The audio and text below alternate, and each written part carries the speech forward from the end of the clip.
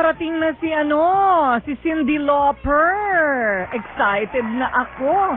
Panahon natin yan, Doc. Kilala mo si Cyndi Lauper, di ba? Panahon natin yan. Girls just wanna have fun. Abangan po ninyo kasi maliban po sa mga pinamimigay namin mga libreng mga operasyon sa mata. Eto po abangan po ninyo. Mamimigay din po tayo ng concert tickets para sa mga yung lumalabas dyan sa Araneta Coliseum. Kasama po yung kay Sharice Tempenko. Abangan po ninyo, mamimigay po tayo ng ticket dyan, yung kanyang concert. At syempre kay Cyndi Lauper. Di ako makapaniwala, nandito si Cyndi Lauper darating. Napaka-superstar nito nung panahon namin, Samuel. Alam mo? Ay, mamaya na tayo magkwentuhan. Sige. Pero yung mga classmates ko talagang excited na ang mga 80s babies. Okay. We just wanna have fun, Doc. Kaya kailangan 2020 ulit ang vision namin. Ang hirap Ang hirap mag-have fun pagka you cannot see. Hindi ba? Pagka bulag ka. Mahirap po yata yun. Pagka talagang 40 pataas, talagang nangyayari na po yan, Doc? Ang nawawala po is the reading for near after 40. Oo. Yung distansya mo, kung maganda ever since, even above 40, malinaw pa rin ang distansya. Ay, oo, malinaw na malinaw. It's the near vision that you lose at the age of 40. Talagang, automatic, Bakit po ganon? Marami pong proseso yan. Tulad nung pagka-aging lens, yung lente ng mata natin, at the age of 40, hindi na siya masyadong gumagalaw. Para po yung camera na nawawala yung pag-focus sa malapit. So it's really inevitable. 40 is the average age. Some people lose it at around late 30s. May mga iba, mga early 40s. Pero eventually, aabot po tayong lahat yan. So, you cannot enjoy the distance and the near. Pero walang freak of nature na talagang si Senta na kumpleto pa rin. Wala po siguro. Wala talagang ganon. Talagang we are doomed to lose our focus pagdating ng 40 and above. Pero sa ngayon, nababalita. By the way, siya po si Dr. Richard Ko. Ayan. Neuro-ophthalmology ang kanyang specialization. Tama po ba? Opo. At cataract po. At cataract from the American Eye Center. So, okay. Unahin natin yung vision. Sa ngayon, kailangan mo magsalamin. Opo. Ang hirap po pagka ako'y nag-host, halimbawa, dito on TV. Nahahalata ang edad ko Kasi kailangan mong, hello, hindi ako makabasa ng mga happy birthday. Kasi kailangan mo magsalamin. Ano ba ang pwedeng gawin? Pwede ho bang magpa-laser? Yan, uso ngayon. Kadalasan po, pagka may grado po ang mata nyo, ibig sabihin malabo ang paningin mo sa distansya, you can actually have laser surgery to correct it. Pero pagka po may grado ang mata mo, you can actually have either glasses or contact lenses or laser. Laser is just one of the options to correct your vision. Okay, question. Pumunta ako sa isang center. Sa inyo nga po yata ako pumunta Tinatanong ko kung pwede akong magpa-laser. Kasi gusto ko na talagang kung ano ituturok nyo dyan, iturok nyo na dyan. Hindi daw ako eligible. Hindi daw ako pwede. Bakit? Depende po yan. Marami pong rason kung bakit hindi nagiging eligible ang isang pasyente. Yung pong mga above 40 na pasyente namin na gusto nilang makabasa sa malapit, in theory po, pag di-laser sila, makakabasa sila sa malapit, pero lalabo yung distance. Yan po yung pinag-uusapan natin dati. At the age of 40, you cannot enjoy both worlds. Either malinaw yung distance mo, you need reading glasses, or malinaw yung malapit mo, you need glasses for distance. May ginagawa po kami minsan dyan sa ibang mga pasyente, kung talagang ayaw magsalamin, sometimes we do one eye for distance, one eye a little undercorrected for near. Pwede po yan, tawag po dyan, monovision. Monovision. Yes, it works for some patient, it doesn't work for every patient. But what do? You put, meron kayong contact lens? Actually, yung contact lens po, tina-trial namin. We put contact lens in one eye. Susubukan natin if you can adjust to that one eye distance, one eye near. Pagka okay ka ron, then we can do the laser for that part. So, the laser will make it permanent. Ayun, yung isang mata pang malapit, yung isang mata pang malayo. Pwede po yun. Isang option lang po yan na ginagawa namin for those people above. Marami pa po kaming options na ginagawa, but that's just one of the options that we do.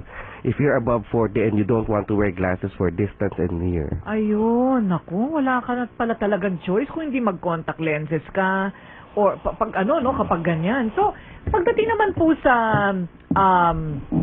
yung tinatawag na multifocal, bifocal, ano po yung mga yon?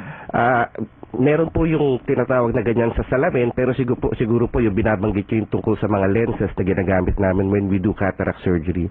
Ganun din po, nag-opera po kami ng cataract sa elderly. We take out the cataract, we put in an intraocular lens inside the eye. Depende po dun sa lenteng ilalagay sa loob ng mata. Yun, pwede ka na rin hindi magsalamin either sa distance or kapag kayong nilagay sa mata mo ay yung multifocal lens, pwedeng hindi ka na rin magsalamin sa distance tsaka sa near. So that's what we do for our patients with cataract. With cataract. Opo. Pero yung ano po, yung ordinaryo lang, halimbawa, ayoko lang talaga na ako ay magsalamin. Paano po yun? Mostly pa rin po ang primary na ginagawa namin yan is still LASIK surgery. Now, may mga issue po minsan na kasi kadalasan po yung mga inooperahan natin ng cataract mga above 60, no? 60 and above usually. Pero may mga pasyente na say 55 anyos, medyo nandudod na sa age, makapalang salamin niya. Sometimes we can do very early cataract surgery for those patients. At pag nilagyan natin sila ng multifocal lens, pwedeng hindi na po sila magsalamin. So again, the technology nowadays in our profession is so vast. Ang dami-dami na po nating options. At hindi po yan one size fits all. Depende rin po sa nakikita namin sa pasyente. We can actually offer many alternatives to correct the patient's vision. I see. So, talagang kailangan magkonsulta. Mas maganda po talagang mag-consult. So we can cater the procedure to your specific need. Oo, Opo. pero hindi pala mangyayari talaga na wala lang, gusto ko lang malinaw ulit yung pagbabasa ko, hindi pala ganun kadali yun. Pero yung ang sinasabi po ninyo ay operasyon, ano? Opo. Pero pwede rin pong sa salamin, Opo, bifocal. pwede po. Yung pag sinabi natin bifocal ang salamin, anong ibig sabihin? Anong Doble ginagawa? vista po yun. Ibig sabihin po nun, may grado yung salamin niya sa distansya, pero may grado rin yung salamin niya para sa malapit. Now, instead of using two separate glasses, ginagawan sila ng doble vista. Ibig sabihin po, iba yung grado sa taas, iba yung grado sa baba. Para hindi nila tatanggalin at palit ng salamin kung separate yung glasses nila. Kung pareho kang may problema. Opo. Ayun. Kasi Kung wala may naman distance and near. Kung sa distance wala ka, so yung reading glasses mo, sinusuot-tanggal mo palagi. Now, in theory, kung ayaw niya nang tanggalin at suotin yung salamin nyo, you can actually wear glasses na walang grado yung taas, yung baba lang ang nandiyan dyan, para hindi mo natatanggalin. Hindi nga ang problema nga kasi parating nawawala ang salamin. Lagi mong dinadala, laging nawawala. Kaya hassle siya minsan. Pagka nawawala yung salamin mo, wala, bulag ka na, hindi ka na makabasa ng text. Nakakaloka, sa totoo lang. Kaya ang ginagawa ko sa bahay, Kati, sa bawat kanto ng bahay, marami ako yung salamin yung mumurahin lang. Bawat kanto, sabi ko talaga sa mga kasama namin doon, kailangan meron yan bawat kanto. Kasi kapag kailangan mo na ulit ang salamin, wala kang mahagilap, wala, bulag ka na eh. Nakakainit ng ulo, hindi ba? Opo. Pag hindi mo talaga nadala yung salamin mo. So, wala talaga. Kailangan mo lang talagang maalala, sir. Kung hindi, contact lenses talaga. No, for reading. When you put contact lenses for reading lang, paano po yun yung distance mo? Lalabo naman yung distance mo. Lalabo naman ang distance mo. Again, the issue is above 40, hindi ka na talaga maka-autofocus for distance and for need. Pipili ka lang na isa. Is there a contact lens na bifocal? Meron din po, may mga ganun na po na multifocal, pero hindi pa po siya masyadong available. Tsaka parang medyo sumubok kasi ako nun eh. Sumubok ako ng bifocal. Medyo mag-a-adjust ka talaga kasi yung... Kasi dumudulas minsan yung contact lens. You have to adjust a little. Oo, tsaka talagang yung mata mo medyo mako-confuse. Parang sa simula. Sa simula lang po. Sanayan lang po rin yun. Oo, sanayan. Ngayon, gaano kadalas ka dapat magpatingin kung halimbawa tumataas yung grado mo? Well, ideally po sana once a year meron din tayong annual check-up, no? Just like we have, at a certain age, above 40, we have yearly annual health check-up. Siguro po maganda rin sa mata. Nagpapa-check up tayo once a year. Yung mga taong sinasabi nila ang taas or ang bilis tumaas ng grado ko sa mata, maganda rin po na monitor namin yon. Maybe every 6 months to 1 year we can check the grade of those patients. So once a year should be okay as a, for somebody who's a regular health conscious person, once a year eye check-up should be okay. Tama po ba yung sinasabi ng iba na hindi mo dapat talaga sobra ring sanayin ng iyong mata na parating nakasalamin? Actually, hindi po totoo yung sinasabi nila na pag may grado ang mata mo, dapat suot mo lagi yan, kundi tataas lalo. Hindi po totoo. And we always advise patient kung ano yung mas may comfort level sa kanila. Kung mas komportable hindi mo siya suot, huwag mo siyang suotin. Pero hindi totoo yun na tataas o bababa ang grado mo base sa pagsuot mo ng salamin. So that's a myth actually. So there's no such thing as parang exercising your eye muscles. There's no such thing. It all has to do with the lens. Yeah, well, actually, the natural grade of your eye, that you are born with it. Pinanganak ka, nakasulat na more or less sa tadhana mo yung grado ng mata mo. ganun pala yun. More or less, yeah. I see. And it usually grows until the age of 18. Bandang age 18 medyo, more or less tama na yung grado mo, permanent na yun. Now, what's the latest? Actually, latest na po yung mga pinag-usapan noon, namin kanina, yung tungkol sa mga bifocal, multifocal. Ito ngayon ang latest naman pagdating sa katarata. At kayo po espesyalista sa katarata. Bagong treatment unveiled by the American Eye Center na ang pangako nito, pinaka-advanced po ito na all-laser cataract procedure, the first of its kind in Asia. Yes. Ano po ito? Well, para ma-appreciate po natin siguro to, let's take a look at what we are doing now. Yung standard po ng cataract practice ngayon is what we call small incision cataract surgery. Sometimes we call it no-stitch cataract surgery or sutureless cataract surgery. That's the gold standard in the world today. Itong makina pong ito? Hindi po yan. Yun nga sinasabi ko po, the standard today is not laser. Lagi pong napapagkamalan yan. Minsan mga doktor din sinasabi laser, pero hindi po siya laser. The true laser for cataract surgery is this one that we're unveiling. It's almost the same as the current technology now, except maraming steps na ginagawa ng sirohano, ni-replace na po ng laser. It's now a computer-guided, laser-precise procedure na, for example, yung paghiwa ng mata na dati blade ang gumagawa, laser na po ang gagawa niya. Yung pagdurog ng cataract na dati medyo manual yan, laser na rin po ang gumagawa niyan. So it's the most advanced form of cataract surgery today, and we have the first unit here in Asia. It's in our clinic in Greenbelt 5 in American Eye Center. So ito po ay nakaupo ka? Nakahiga po ang pasyente, nakaupo ang sirohano. It will usually take 10-15 minutes for the whole procedure. Ha? 10-15 minutes lang? Opo, ang anesthesia po, walang injection, walang turok, it's purely eye drops anesthesia. And many of our patients, na dati po sinasabi sa atin after cataract surgery, bawal umubo, bawal umire, bawal bumahin, bawal magbuhat. Ngayon po, many of our patients, by the next day, they're back to their regular activities. Hindi nila kailangan ma-confine. After the 10 to 15 minute procedure, they can immediately go home and resume their regular activities by day 1. At saka wala silang, tanggal na ang katarata. Opo, tanggal na po ang cataract at nilagyan na ng lens. Wow. It's actually very high-tech po at yan po isa sa mga bagay na hindi po tayo nahuhuli sa buong mundo in terms of world-class technology in eye care, especially this cataract surgery. Mahal po ba? Mahal? Mas may konting presyo pong increase. Kaunting-kaunti lang naman po. So, we offer that now. We still offer po yung traditional cataract surgery na small incision surgery. But if you can, pay the little extra for this procedure, it is really the most advanced form of cataract surgery. Sabihin nyo lang kung magkano para makapag-ipon na yung mga nanonood sa atin. Ayaw po namin magbanggit sana ng presyo on the air. But they can text me afterwards. I can talk to them. Or they can visit the clinic. They can pay us a visit. Tumawag muna siguro. Ano bang telephone number ninyo? Para malaman nila yung presyo, di ba? 636-0762 sa American Eye Center po in Shangri-La, tsaka sa Greenbelt 5. Sorry, ulitin ko po. 636-0762. 636-0762. Ito po yung sa katarata. 15-20 minutes, tapos na po. Ha?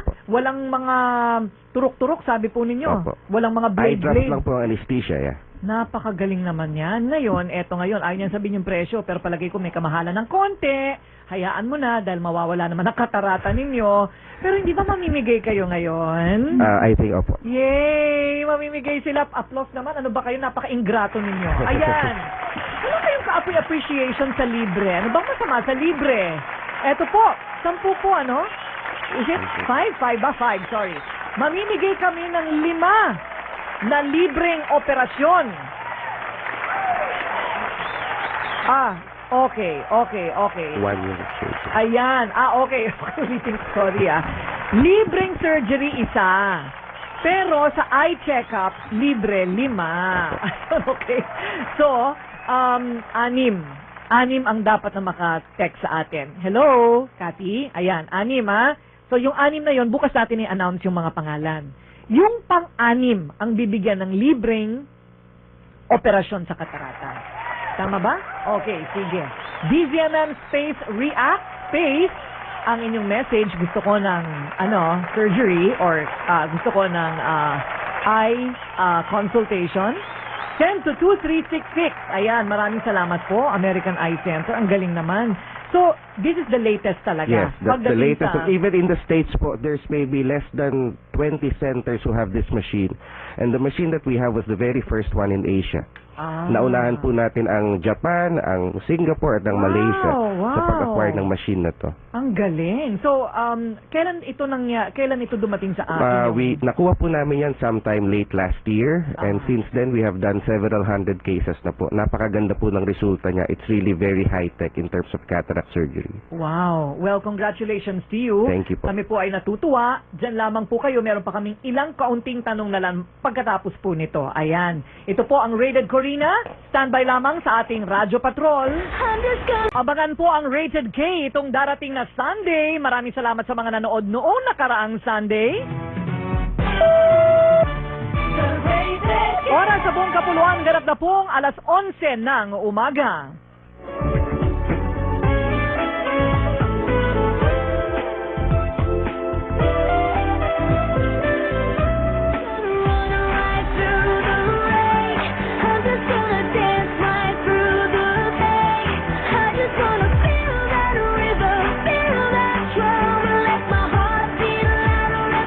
Abangan ninyo ha, mamimigay din tayo ng ticket sa concert ni Charisse Tempenko dyan sa Araneta Coliseum.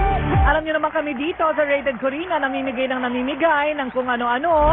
Kaya kailangan araw-araw kayong makikinig sa atin. Bukas surprise na naman ang atin pong ihahandog sa inyo. Samantala, marami pong salamat sa inyo kay Ginoong Dr. Richard Go mula po sa American Eye Center. Thank you so much. Pioneer talaga. Kayong kauna-unahang meron sa Asia nitong cataract machine na ito. Thank you so much. Have a nice day and the rest of the week para po sa inyo. Salamat po sa inyong pinamigay sa amin, ha? Okay, happy birthday kay Topher Elon. Happy birthday! Sino yan? Happy birthday! Okay, happy birthday ulit kay Mr. Butch Raquel. Happy birthday! Kasama natin sa World Caravan sa Ireland. Yung pinuntahan ninyo dati. Buti pa kayo, nakarating na ng Ireland. Ako hindi pa. Sama niyo ako next time, ha? Okay, bayan! Ito po ang inyong kaibigan, kabalitan at kakampi Corina Sanchez. Hanggang bukas ulit, what's the latest? Dito po sa Rated Corina. Maraming salamat! Ayaw nga pala, sa lahat ng mga magbabasa, kasi magsusulat lang, nagtagal pa siya. Telephone number 729-3937 636-0762. Sa Greenbelt 5 sila at saka sa Shangri-La Mall. Maraming salamat, bayan. Bye!